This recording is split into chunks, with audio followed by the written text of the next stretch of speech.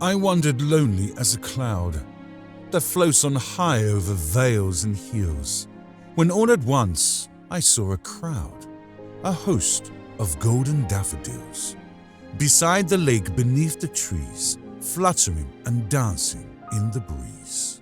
Continuous as the stars that shine and twinkle on the Milky Way, they stretched in never-ending line along the margin of a bay. 10,000 saw I at a glance, tossing their heads in sprightly dance. The waves beside them danced, but they outdid the sparkling waves in glee. A poet could not but be gay in such a jocund company.